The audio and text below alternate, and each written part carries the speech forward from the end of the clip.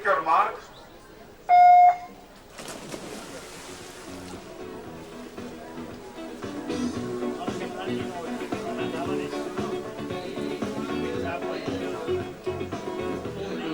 Legend of the Phoenix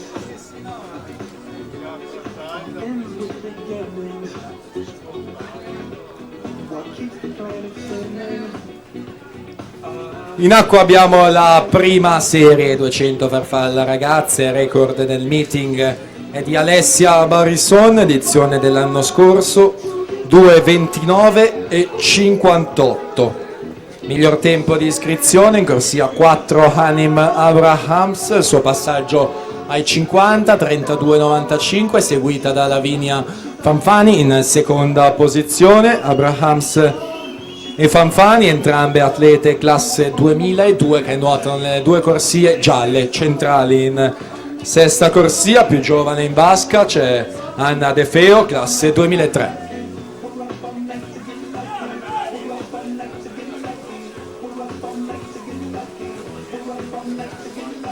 Hanim Abrahams 1:11:25, 38 e 30 i suoi secondi 50 metri. Anna De Feo sale seconda posizione con 38,04, sale in terza posizione Yakuta Yaprak dalla corsia numero 3 con 38,16, 1:11:66 il suo passaggio ai 100.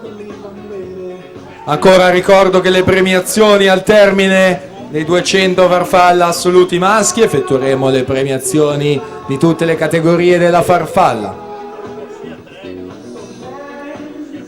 Virata dei 150 metri, Lavinia Fanfani sale in prima posizione dalla quinta corsia con 38,21, Hanim Abrahams 39,30, Martina Tollot sale in terza posizione 38,21. Ricordo che il record da battere è 2:29,58.